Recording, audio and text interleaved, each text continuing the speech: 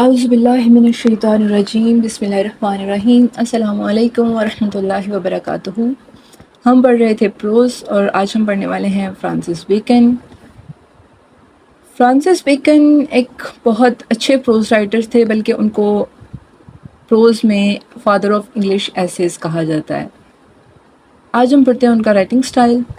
Francis Bacon is often regarded as the father of English essays, but it is often argued whether his essays correspond to the conventional definition of term. This is because Bacon's essays have a certain distinctive characteristics which make us question the classification of their genre.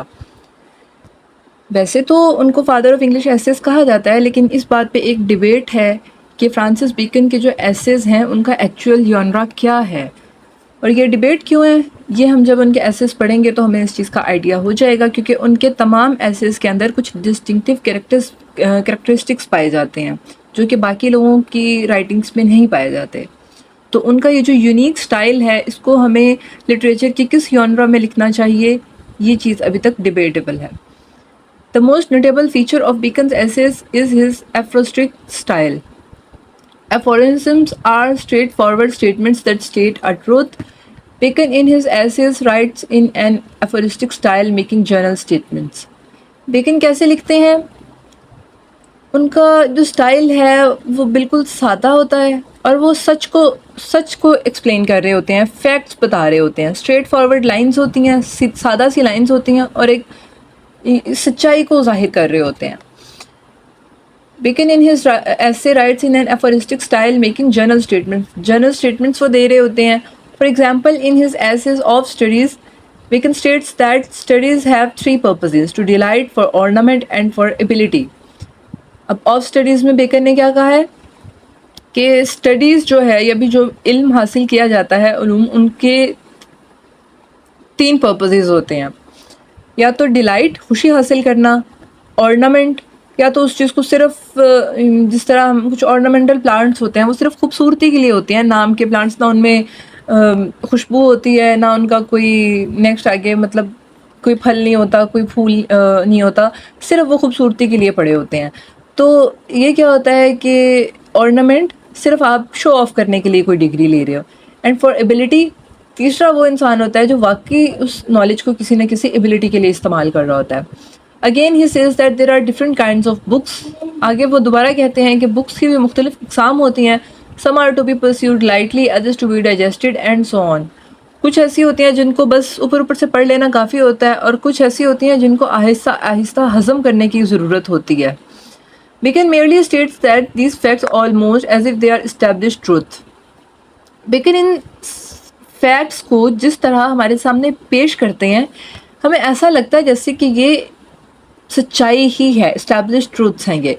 He does not provide his personal opinion or give any examples as to which books are to be read lightly or which are to be digested.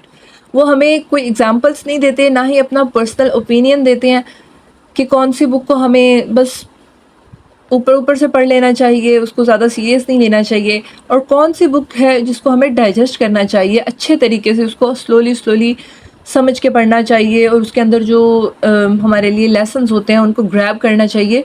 इस चीज़ पे bacon अपनी कोई राय नहीं देते हैं, वो सिर्फ एक क्वेश्चन अराइज कर देते हैं पढ़ने वाले के दिमाग में। This aphoristic style in Bacon's writing leaves the reader to his own interpretations.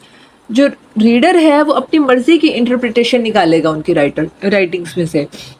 Bacon uses the aphoristic style to enable the reader's active participation, allowing him to interpret and add to the meaning of his statements. This is opposed to the magisterial style where the entire information is provided, making the reader lazy and passive. Bacon's personal choices and opinions are not reflected through his writings. ये जो पहले एक रिवायती style के अंदर लिखे जाते थे एसेस, जिनमें जो रीडर था वो बिल्कुल लेज़ी और पैसिव हो जाता था, यानी उसको एक पकी पकाई इन्फॉर्मेशन मिल रही है और वो उसी को सुन रहा है। लेकिन बेकन के एसेस में ऐसे नहीं होता था। बेकन जो है वो रीडर को सोचने पे मजबूर कर देता है कि आखिर ये जो मैंने पढ़ा है इसके अंदर मेरे लिए क्या एग्जाम्पल है या मेरे लिए क्या लेसन्स हैं। Bacon's personal choices and opinions are not reflected. उसके अपने जो choices हैं या उसके opinions हैं वो writings में नहीं दिखते. His impersonality is aided by his aphoristic style. By providing the reader with statements of truth, Bacon saves himself from revealing his true personality. Bacon अपने आप को बचा लेते हैं, अपनी ट्रू पर्सनैलिटी को रिवील होने से बचा लेते हैं। कैसे बचाते हैं? अपनी राइटिंग्स के अंदर वो सच का इस्तेमाल करते हैं। He rarely exemplifies his arguments, and when he does, examples are usually drawn from history, such as the example of Julius Caesar and Brutus in the essay of friendship, which does not require his personal opinion. Bacon's personality is detached from his essay. उनके जो essays हैं उनके अंदर ज़्यादा examples नहीं होती, और अगर वो कभी इस्तेमाल करते भी हैं रेयरली किसी आर्ग्यूमेंट को सपोर्ट करने के लिए कोई एग्जाम्पल दे रहे हैं, तो वो भी हिस्ट्री में से कोई लेके देंगे। और उससे क्या होता है कि अगर आप हिस्ट्री में से कोई एग्जाम्पल उठा रहे हो तो वहाँ पे आपके पर्सनल ओपिनियन नहीं शामिल हो रहा होता। बेकन की जो अपनी पर्सनैलिटी है वो उसके एसेज से बिल्कुल ही डिफरेंट है, डिटैच्ड है। Bacon's essays also display a few other features. His essays are usually short, sometimes shorter than what the conventional definition of essays suggests. Bacon के जो एसेज हैं उनके अंदर कुछ और भी फीचर्स हैं, जैसे कि उनकी लेंथ। कभी कभार वो एसेज इतने छोटे हो जाते हैं कि वो जो कन्वेंशनल डेफिनेशन है एक एसे की और कन्वेंशनल जो लेंथ होती है वो उससे भी छोटे होते हैं। दे ऑफन लैक कोहेरेंस, उनके अंदर कोई कोहेरेंस नहीं होती।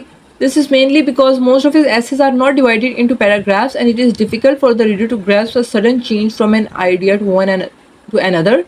His essays are observational rather than reflective. His style is very formal. उनके essays के अंदर coherence नहीं होती है, और पैराग्राफ्स की टाइप में उनके जो essays हैं वो नहीं लिखे होते पैराग्राफ की शेप में।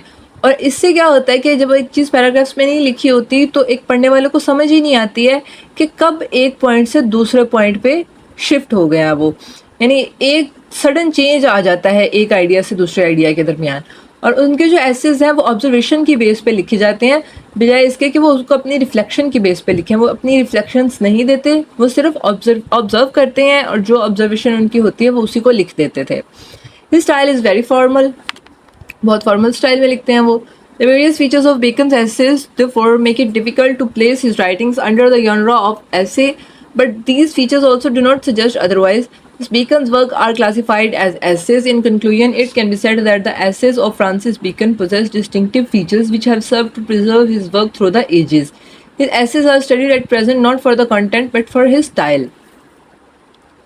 अब कुछ और भी फीचर्स हैं इनके अंदर, लेकिन जो मेन फीचर्स है ना उसका असल में उसका कंटेंट नहीं है बल्कि उनका स्टाइल है। जिस तरह से बेकन ने अपने एसेस को लिखा एक शॉर्ट सी फॉर्म में और बड़ी आइडियलिस्टिक सी बात करके, तो इससे क्या हुआ कि ये स्टाइल उनका इतना पॉपुलर हुआ कि तब से लेकर अब तक उनके जो एसेस हैं वो पढ़े जा रहे हैं। फॉर्मर्स राइटर्स प्रोज स्टाइल, उससे पहले के जो राइटर्स थे उनका क्या प्रोज स्टाइल था? Many writers have contributed in keeping prose up to date. It was already developed, even then it had some drawbacks. Some of the great writers like Raleigh and Hooker were writing prose, yet their style of writing was much serious as compared to Sir Francis Bacon, owing to which it was difficult to write on common topics. Hooker और रेलिग ने लिखा था pros के बारे में, लेकिन उनकी जो राइटिंग स्टाइल थे वो फ्रांसिस बेकन से टोटली डिफरेंट थे और उनके लिए बहुत मुश्किल था कॉमन टॉपिक्स पे लिखना। Apart from them, some skilled writers had also shortcomings in their writing styles. For instance, length of essays was too long, essays were too studious, hence extra knowledge was required to read them. Latin words, far-fetched similars, and remote metaphors created difficulties for the readers. They led the readers into obscurity. Practice of using parentheses was common, resulted in ruining the real taste of essays. उससे पहले के जो writers थे वो क्या किया करते थे, या तो ऐसे को बहुत ज़्यादा लंबा कर देना या फिर उसको लिटरेरी डिवाइसेस के साथ भर देना कि वो आम बंदे की समझ में ही नहीं आता था। लेकिन बेकन ने क्या किया कि बिल्कुल सिंपल और फॉर्मल सी राइटिंग स्टाइल चूज़ किया और बिल्कुल उसको सिंपल से वर्ड्स में और शॉर्टर सी लेंथ में लिखा कि वो पढ़ने वाले को किसी भी किस्म की टेंशन या ऑब्सक्योरिटी में नहीं डालते थे, बल्कि उनको एक इंटरप्रिटेशन की तरफ लेके जाते थे। Prose style of Francis Bacon. Francis Bacon reformed the English prose style by reducing all above said shortcomings. It is not wrong to say that Francis Bacon introduced a new style of prose writing. Following are some stylistic qualities of Bacon's essays. ये कहना गलत नहीं होगा कि Francis bacon ने एक assess का जो न्यू स्टाइल है वो इंट्रोड्यूस करवाया था, प्रोज राइटिंग का एक नया स्टाइल इंट्रोड्यूस करवाया था। बेकन के एसेस के कुछ खास क्वालिटीज़ हैं, वो क्या हैं? शॉर्ट एंड कंसाइज सेंटेंसेस, छोटे छोटे और टू द पॉइंट बात करनी है, टू द पॉइंट सेंटेंसेस लिखने हैं, नो पैरेंथेसिस, ब्रैकेट्स का इस्तेमाल नहीं करना, क्लैरिटी, बिल्कुल टू द पॉइंट बात होती है, इधर उधर की नहीं हाँकते थे, रिदम एंड कोहेरेंस, एक रिदम और कोहेरेंस पाया जाता था उसके अंदर, थोड़ा म्यूजिकल सा टच भी आ रहा होता था। देन अफरिस्टिक स्टाइल, जो बात करते थे वो बिल्कुल सच की बेस पे करते थे। Themes related to worldly wisdom, और थीम्स ऐसे चूज़ करते थे जो दुनियावी नॉलेज के एतबार से थोड़े आकिल हो सकते हैं। Short and concise sentences, Bacon uses short and concise sentences. His purpose is to explain his philosophy in lesser words. We hardly find any essay which is too long. It is easier for him to cut short the long sentences. A message which requires a paragraph, he can convey it in few words, and that too without losing its meaning. Scarcely any other writer of his era has the kind of ability. He keeps his subject focus clear and concise. Short लिखना है और concise लिखना है, to the point बात करेंगे, मुख्तसर अल्फाज का इस्तेमाल करेंगे और अपनी जो फ़िलासफ़ी है वो कम से कम अल्फाज में लोगों के सामने खोल के रख देंगे। उनके जो एसेस में से कोई हार्डली कोई ऐसे होगा जो बहुत ज़्यादा लंबा होगा। उनके लिए ये बहुत आसान था कि वो किस तरह से लॉन्ग सेंटेंसेस को बिल्कुल शॉर्टकट कर दिया करते थे, कट शॉर्ट कर दिया करते थे। A message which requires a paragraph which, ऐसा मैसेज जिसके लिए बड़े लंबे लंबे पैराग्राफ की ज़रूरत होती थी, वो उनको बिल्कुल चंद अल्फाज के अंदर वो बयान कर देते थे। एंड ऑल्सो वो अपना जो कंसंट्रेशन था वो उसको नहीं लूज़ करते थे। उनके टाइम के किसी भी राइटर के अंदर ये पाया जाना बहुत मतलब कि ये क्वालिटी उनके टाइम के किसी भी राइटर के अंदर देखने में नहीं मिलती थी हमें। देन हमारे पास no parenthesis. Bacon has also removed parentheses. He has no sentence that requires explanation. Therefore, he does not need any parentheses. Parenthesis का इस्तेमाल किया जाता है कि जब आप किसी चीज़ का रेफरेंस दे रहे होते हो तो आप बजाय उसको ऐसे का पार्ट बनाने के आप उसको ब्रैकेट्स के अंदर वो लाइंस या फिर जो भी उस चीज़ से रिलेटेड रेफरेंस होता है वो ब्रैकेट्स के अंदर लिख देते हो, ताकि पढ़ने वाले को ये पता चल जाए कि ये फ़लाँ जो एक अल्फाज का इस्तेमाल हुआ है ये किस चीज़ के बारे में इशारा कर रहे हैं। तो ये इससे पहले लॉन्ग एसेस जब लिखे जाते थे तो उसमें ये चीज़ बहुत ज़्यादा पाई जाती थी। बट बेकन के एसेस के अंदर ऐसी कोई ख़ास चीज़ होती ही नहीं थी जिसकी एक्स्ट्रा एक्सप्लेनेशन की ज़रूरत पड़े, तो उसने पैरेंथेसिस का इस्तेमाल करना भी छोड़ दिया। इससे क्या हुआ? Increase interest of readers, every word is self explanatory, each sentence explains itself. Bacon के जो एसेस थे उसने रीडर्स का इंटरेस्ट ग्रैब किया। उनके एसेस का हर वर्ड अपनी एक्सप्लेनेशन खुद दे रहा होता था और हर सेंटेंस खुद को खुद ही डिफाइन कर रहा होता था। Clarity in prose style of Francis Bacon. Bacon's word and sentences are lucid and there is no ambiguity in them. They are allusions in his essays, even there is no vaguenesses. His style has attraction and it appeals to the reader due to clarity. He chooses simple and common words like previous writers. He too uses similes and metaphors, but they are not far-fetched. He also gives examples mostly from everyday life experience. Even a layman can understand his philosophy. Clarity in this way is another important ingredient for prose style of Sir Francis Bacon. Bacon के essays पढ़ के एक ले man जिसको बिल्कुल ही कोई knowledge नहीं है, कोई इन्फॉर्मेशन नहीं है किसी चीज़ के बारे में, वो भी अगर बेकन के एसेस को पढ़ता है तो उसका जो माइंड है वो क्लियर हो जाता है इसकी राइटिंग्स को लेके। यानी कि इसकी राइटिंग को पढ़ना किसी के लिए भी मुश्किल नहीं है। बिल्कुल सादा से अल्फाज का इस्तेमाल, सादा सा स्टाइल, सिमिलर्स और मेटाफर्स का वो इस्तेमाल करता था, लेकिन उनको बहुत एग्जैजरेट नहीं कर देता था, बहुत लंबा नहीं खींचता था, कोशिश करता था कि जितना सादा हो सके उतना रखे। Then rhythm and coherence. Besides clarity and conciseness, coherence has its own importance. Lack of coherence in sentence means lack of interest of readers. Bacon knows it. Therefore, there is a kind of rhythm in his essays. Clarity और coherence तो होता था। इसके अलावा coherence का जो coherence है, besides clarity and conciseness, उसकी राइटिंग्स के अंदर कंसाइजनेस भी होती थी, यानी टू द पॉइंट बात लिखी है और सही बात लिखी है, और क्लैरिटी भी होती थी। इन सब के अलावा कोहेरेंस भी पाई जाती थी, वो भी बहुत इंपॉर्टेंट थी। लैक ऑफ कोहेरेंस, किसी भी सेंटेंसेस के अंदर अगर आपस में उनका कोई मुमासलत नहीं है, कोई जोड़ नहीं बैठ रहा, तो इससे क्या होता है कि जो रीडर्स हैं उनका इंटरेस्ट ख़त्म हो जाता है। तो हमें बेकन के स्टाइल के अंदर क्या है, एक रिदम मिलता है, उनके एसेस के अंदर एक रिदम क्रिएट हो रही होती है। He elucidates his philosophy step by step. वो वन बाय वन अपनी जो उनकी फ़िलासफ़ी है उसको लोगों के सामने रख रहे होते हैं। He divides subtopics in paragraphs. Several critics appreciate coherence in Bacon's essays. Coherence is harmony, and harmony increases the interest of readers. वो सब टॉपिक्स को जो है पैराग्राफ्स के अंदर डिवाइड कर देते हैं, एंड कुछ क्रिटिक्स ने उनके इस चीज़ को अप्रिशिएट किया, इस कोहेरेंस को, क्योंकि कोहेरेंस से क्या होता है कि हारमोनी प्रोड्यूस होती है, और हारमोनी जो है वो रीडर्स का इंटरेस्ट बढ़ाती है। हारमोनी कह सकते हैं आप जिस तरह कोई एक सॉन्ग टाइप चीज़ होती है ना, म्यूज़िकल रिदम पे चल रही होती है, जो उसकी धुन को कहते हैं। तो धुन जब प्रोड्यूस होती है तो उससे क्या होता है कि सुनने वालों का इंटरेस्ट डेवलप होता है। Next, aphoristic style. It is an epigrammatic style of writing. All above mentioned qualities fall in it. Aphoristic style prefers describing facts and truth. ये ऐसा स्टाइल है जिसके अंदर फैक्ट्स और ट्रूथ्स की बात की जा रही होती है। We know that Francis Bacon did not create utopian world in his essays. He is known for his worldly philosophy. Bacon को हम जानते हैं कि उनका वो यूटोपियन वर्ल्ड नहीं क्रिएट कर लेते, यानी कि कोई इमेजिनेशन या इस तरह की बातें नहीं करते। उनको जाना जाता है उनकी दुनियावी फिलॉसफी की वजह से। One can become successful in his work if he follows him. Hence, his philosophy is based on truths and facts. He may be the meanest kind of person, yet he always speaks the truth. उनको एक meanest kind का बंदा भी कहा जाता है क्योंकि वो हमेशा सच्चाई की बात करते हैं। Aphoristic style is the combination of following qualities: epigram, straightforwardness, truthfulness, impartiality, impersonality. ये सारी कैटेगरीज अगर पाई जा रही हैं आपकी राइटिंग के अंदर तो उसे क्या कहते हैं? aphoristic style. In the history of English literature, Francis Bacon is one of the most familiar names. His writing has been admired for various reasons. Some admire his dazzling power of rhetoric, others his grace, and yet others find him too stiff and rigid. जितने वो उतनी ज़ुबानें होती हैं, तो किसी ने उनको उनके काम को रिटोरिक कहा है, कुछ ने सराहा है, कुछ ने कहा कि वो बहुत ज़्यादा स्टिफ लिखते हैं और रिजिड लिखते हैं, बहुत सख्ती है उनकी राइटिंग के अंदर। But all admit at the end, सब एडमिट करते हैं he is one of the greatest writers of English pros of his age.